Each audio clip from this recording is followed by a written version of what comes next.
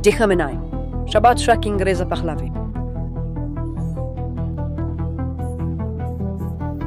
Os céus sobre Teherã estão em chamas. Mas esse brilho não era um sinal de vitória, mas sim o último suspiro de uma ilusão de 47 anos. Enquanto o regime iluminava o céu com milhões de dólares em fogos de artifício para celebrar o aniversário de sua fundação, chamado 22 de Bahman, o nível de decibéis nas ruas nos contava uma história completamente diferente. Os sons que subiam das ruas da capital abafaram as marchas de vitória que ecoavam dos alto-falantes do regime. A noite de 10 de fevereiro de 2026 entrou para a história como a noite em que a República Islâmica perdeu o controle em sua própria capital. Não foram apenas os fogos de artifício cheios de pólvora que explodiram naquela noite. O muro do medo entre o povo e o Estado também foi derrubado, para nunca mais ser reparado. Morte a Khamenei. Desgraçados, vocês estão comemorando? Se Deus quiser, estou filmando isso para que no próximo ano eu possa mostrar. Isso estava muito além de uma crise diplomática ou tensão regional. Era o fim físico, psicológico e militar de uma era. Nem mesmo o barulho dos fogos de artifício conseguia abafar os gritos de morte ao ditador de milhões que gritavam de suas janelas.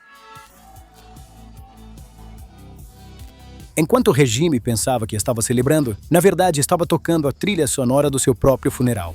Esta data, que o regime tentou transformar em uma demonstração anual de força, usando ônibus para transportar multidões para se legitimar, teve o efeito oposto este ano, tornando-se um bumerangue que atingiu o regime. Dados obtidos da nossa rede de repórteres em campo e da análise de OSINT mostram que a estrutura dos protestos mudou fundamentalmente. Não há mais apenas multidões reunidas em praças para serem espancadas.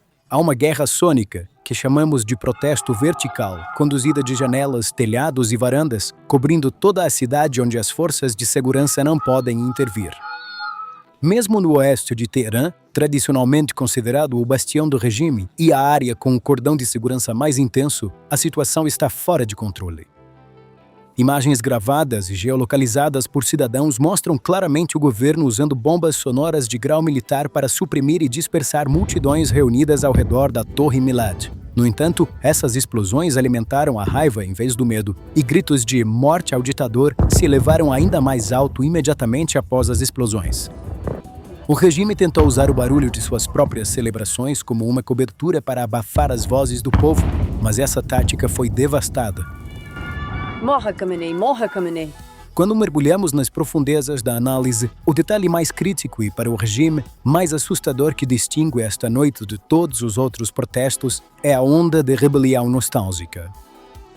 No aniversário da Revolução Islâmica de 1979, as pessoas gritando Khatam Shah e Reza Pahlavi de suas janelas é a prova mais concreta de que a legitimidade da República Islâmica foi eliminada. Shah, Reza Pahlavi.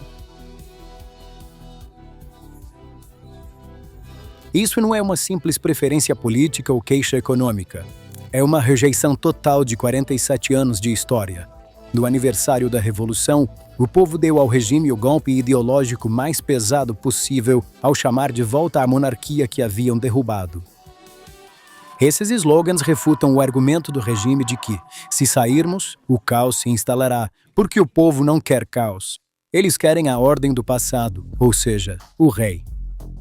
Esta situação não é exclusiva de Teherã. Os dados disponíveis mostram que este slogan se espalhou como um vírus e está sendo ecoado por todo o país. Pessoas gritando esses slogans de suas casas e espaços privados em resposta aos comícios de propaganda do regime tornam o controle das ruas pela guarda revolucionária sem sentido. Você pode dirigir um tanque na rua, mas não pode intervir com um tanque em uma janela no 10º andar de um prédio de apartamentos. O regime está impotente diante dessa resistência civil assimétrica. No entanto, não se trata apenas de vozes e slogans. A infraestrutura física também está soando o alarme, e a capital está literalmente em chamas.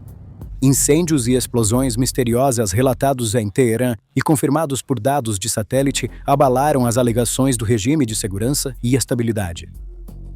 Esses incidentes, que visam especificamente as linhas estratégicas de energia da capital, estações de transformadores e centros comerciais de luxo conhecidos por pertencerem à elite do regime, são mais do que meros acidentes. São sinais de alerta de uma campanha de sabotagem sistêmica e colapso interno. Fontes de OSINT confirmam que esses incêndios começaram simultaneamente em pontos estratégicos e que as equipes de combate a incêndios não conseguiram responder adequadamente. Esta situação sugere que o aparato de segurança interna é inadequado ou, pior, está fechando os olhos para este colapso, ou até mesmo apoiando-o internamente. A tentativa do governo de descartar esses eventos com desculpas simples e implausíveis, como vazamentos de gás ou falhas elétricas, não é gestão de crise, mas um reflexo de pânico.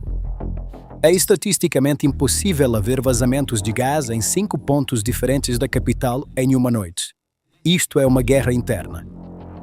A resposta do regime a esse caos e a esses incêndios foi um exemplo tragicômico de impotência. Incapaz de mudar a realidade nas ruas, a mídia da Guarda Revolucionária recorreu à criação de uma realidade virtual para intimidar o público e transmitir a mensagem de que ainda somos poderosos, ainda podemos atacar em qualquer lugar. Eles lançaram vídeos de baixa qualidade de inteligência artificial que pareciam ter sido retirados do jogo Call of Duty, sem nenhuma base na realidade. Ainda editaram imagens antigas de testes de mísseis de anos atrás e lançaram com o rótulo "Testamos novas e avançadas armas hipersônicas". Isso não é uma demonstração tecnológica de força, mas uma admissão de fraqueza. Um exército real não precisa de gráficos de videogame ou imagens de arquivo para provar sua força. Ele demonstra sua força no campo de batalha. O regime perdeu tanta credibilidade com seu próprio povo que agora tenta se manter à tona não com força física, mas com blefes digitais. No entanto, as imagens vindas de Niavaran provaram que as pessoas perceberam esses blefes e não abandonaram as ruas. Até o show de luzes na Torre Milad, o centro das celebrações, foi sabotado pelos sons de protesto ao fundo. O regime tentou criar uma ilusão de normalidade iluminando a torre, mas esqueceram de silenciar o áudio. O que se ouviu naqueles vídeos foi a raiva sombria sob as luzes. Este contraste resume perfeitamente o estado atual do regime, externamente adornado, internamente podre. Este fogo interno desencadeou uma tempestade geopolítica muito maior e muito mais destrutiva além das fronteiras. O caos nas ruas do Irã tornou-se o sinal estratégico há muito esperado para os tomadores de decisão em Washington e Tel Aviv, e o mecanismo militar entrou em ação a uma velocidade esmagadora. Enquanto o regime brincava de gato e rato com seu próprio povo internamente, o círculo externo se fechava com um silêncio mortal, e a doutrina de guerra assimétrica do Irã de décadas desmoronou da noite para o dia. O primeiro e mais crítico elo no efeito dominó é a massiva e sem precedentes acumulação de poder aéreo pelos Estados Unidos na região. O Pentágono enviou 24 F-22 Raptors e 6 caças F-35 para a região, além de sua presença existente. Esses números devem ser interpretados corretamente. Isso não é uma rotação de rotina ou uma simples demonstração de força. O F-22 Raptor é a plataforma de superioridade aérea mais avançada do mundo.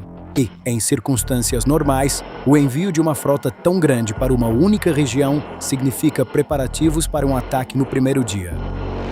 Os sistemas S-300 PMU-2 da era soviética do Irã e as baterias de defesa aérea Bavar 373 produzidas internamente são completamente cegos à tecnologia furtiva dos F-22 Raptors. Tecnicamente falando, quando um F-22 entra no espaço aéreo iraniano, no momento em que os operadores de radar em Teherã o veem em suas telas, já será tarde demais e as munições já estarão travadas em seus alvos. Essa lacuna tecnológica está transformando o espaço aéreo do regime em uma peneira. Por outro lado, a capacidade de fusão de sensores trazida pelos F-35 cria um escudo digital contra as forças proxy do Irã na região e a ameaça de enxame de vantes. Os F-35 podem detectar vantes inimigos mesmo antes da decolagem, antes mesmo de saírem do hangar, e emitir uma ordem de destruição via rede de dados. As famosas cidades de mísseis do regime e os silos subterrâneos tornaram-se pilhas indefesas de concreto diante dessa assimetria tecnológica. O efeito dominó foi além da dimensão militar e se transformou em um cerco diplomático, ou melhor, em uma operação de estrangulamento. A visita repentina e surpresa do vice-presidente J.D. Vance à Armênia e ao Azerbaijão pode parecer um simples tráfego diplomático no mapa. Estrategicamente, no entanto, esta é a interrupção da linha vital norte do Irã. Este acordo entre o Azerbaijão e a Armênia, mediado pelos Estados Unidos e apelidado de Paz Fria, transformou efetivamente a fronteira norte do Irã em uma linha de vigilância da OTAN e Estados Unidos. Durante anos, Teherã usou a tensão no Cáucaso e o conflito Azerbaijão-Armênia como um amortecedor para sua própria segurança, alimentando-se desse caos. Agora, essa zona de amortecimento tornou-se uma potencial base avançada para jatos americanos e um posto de escuta para a inteligência americana. Este movimento estratégico também destruiu os sonhos do corredor norte-sul do Irã. A rota de comércio e logística planejada para ir da Rússia através do Irã até o Oceano Índico agora tem que passar por uma região sob controle diplomático e militar dos Estados Unidos. Esta situação torna impossível para o Irã se vender a Moscou e Pequim como "sou um país de trânsito indispensável, vocês devem me proteger". O Irã está preso em um aperto diplomático pelo norte e um aperto militar pelo sul. Isso não é apenas uma ameaça de mudança de regime, mas a neutralização geopolítica do Estado iraniano. O papel do Reino Unido nesta equação também não é passivo. O movimento de jatos Eurofighter Typhoon da Força Aérea Real e aeronaves de reabastecimento ao longo da rota de Chipre e Catar prova que apoio logístico e de defesa está sendo fornecido às operações dos Estados Unidos. Os britânicos podem não atacar primeiro, mas estão lá para manter o espaço aéreo aberto e proteger Israel e os países do Golfo. Isso mostra que a coalizão formada contra o regime abrange não apenas os Estados Unidos, mas todo o bloco ocidental. Olhando para o quadro maior, ou seja, o mapa inteiro, o que aconteceu em Teherã esta semana não é apenas uma revolta local ou uma crise regional, é a ruptura das falhas geopolíticas da Eurásia. Por décadas, o Irã foi posicionado como o posto avançado e ponta de lança da Rússia e da China no Oriente Médio, e como a pedra angular da resistência contra o sistema ocidental. Mas esta noite, vimos que essa fechadura está enferrujada, podre e prestes a quebrar. Este processo, apelidado de a quebra da tranca eurasiana, é um pesadelo estratégico completo para a Rússia, e não é coincidência que esteja acontecendo num momento em que Vladimir Putin está atolado na Ucrânia. A descida do aliado mais importante da Rússia em seu flanco sul para a turbulência interna, a paralisia de sua capacidade militar e a invasão da influência americana em sua fronteira norte estão aumentando a sensação de cerco de Moscou. Se o Irã cair ou for engolfado em caos interno e paralisia, o sonho da Rússia de acesso a mares quentes e o corredor de comércio cinza que usa para contornar as sanções ocidentais desaparecerá. Portanto, o silêncio em Moscou não é indiferença, mas uma espera impotente. O Kremlin não tem a capacidade militar nem econômica para resgatar seus aliados em Teherã. Eles estão atolados em suas próprias guerras. Enquanto isso, a intervenção da China na situação está prosseguindo de forma silenciosa e profunda.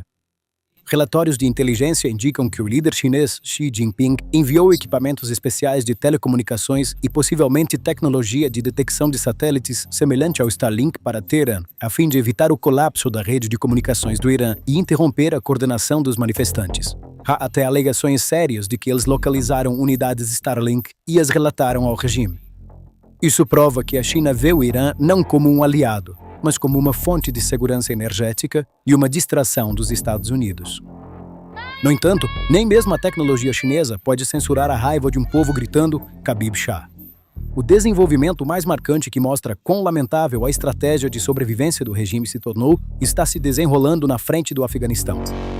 O reconhecimento oficial do governo talibã pela Guarda Revolucionária e as tentativas de desenvolver relações com o Afeganistão não são uma vitória diplomática, mas preparativos para um plano de fuga em pânico. Em um cenário onde a Venezuela é geograficamente distante e logisticamente arriscada, e a Rússia está preocupada com seus próprios problemas e é pouco confiável, o Afeganistão é visto como o último refúgio, a última base de apoio no mundo para as elites do IRGC e os remanescentes do regime. Relatos de que eles moveram seu dinheiro, ouro e famílias para áreas próximas à fronteira afegã mostram que até os capitães admitem que o navio está afundando. É uma das ironias mais dolorosas e humilhantes da história que um regime que começou há 47 anos alegando que exportaria a Revolução Islâmica para o mundo todo e desafiou a América agora planeja refugiar-se nas cavernas do Talibã para sobreviver. Esta é a certificação da falência ideológica. A linha vermelha do presidente Trump sobre mísseis balísticos e armas nucleares colocou o regime em um impasse completo. Análises mostram que a questão nuclear é, na verdade, uma distração. A verdadeira questão são os mísseis balísticos. O Irã pode comprometer-se taticamente com seu programa nuclear e interromper o enriquecimento. No entanto, não pode abrir mão de seu programa de mísseis balísticos, pois esses mísseis são o único seguro de vida do regime, tanto internamente quanto no exterior. Se abrirem mão dos mísseis, tornam-se indefesos e compartilham o mesmo destino de outros líderes depostos. Se não o fizerem, tornam-se alvos. Este dilema está paralisando o regime. A mesa de negociações não é um lugar para soluções, mas apenas um palco para ganhar tempo.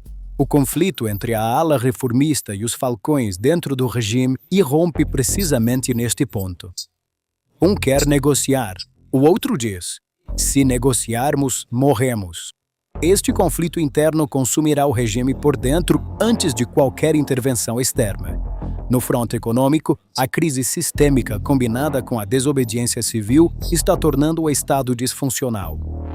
As greves dos trabalhadores, o fechamento de lojas e a moeda desvalorizada eliminaram a capacidade do regime de controlar o povo com salários, ajuda e subsídios. As pessoas não têm mais medo porque não têm mais nada a perder. Se o regime não pode alimentar seu povo, protegê-lo e, mais importante, silenciá-lo em sua própria capital, esse regime está efetivamente acabado. Tudo o que resta é a queda ser formalizada e escrita nos livros da história. Em conclusão, as luzes que vimos nos céus de Teherã na noite de 10 de fevereiro de 2026 não eram as luzes de uma celebração, mas as luzes da gala de encerramento de uma era. A República Islâmica não celebrou seu 47º ano, organizou seu próprio funeral em sua própria capital. O regime tentou encobrir os slogans Morte a Khamenei com fogos de artifício e a sombra dos F-22 sobrevoando com vídeos de propaganda cômica, mas falhou. A verdade não surgiu do topo da Torre Milad, mas das janelas dos becos de Teherã, do lamento de uma mãe e do grito de um jovem, Javed Shah. A fortaleza sul do Kremlin está desmoronando. O plano cinturão e rota da China está se desfazendo no nó iraniano e o povo iraniano está fazendo seu movimento final e maior para despertar de um pesadelo de 47 anos. Isso não é mais uma tensão diplomática ou uma crise regional.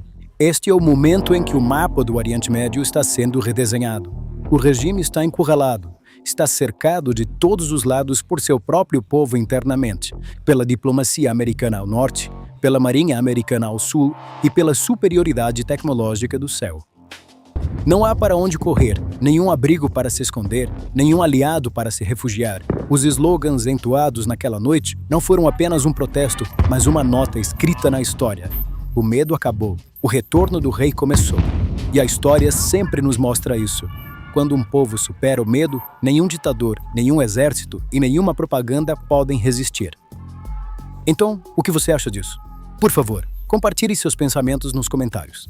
Para se manter informado sobre as análises especiais da PPR Global, inscreva-se no nosso canal e não se esqueça de ativar as notificações. Obrigado por nos escolher.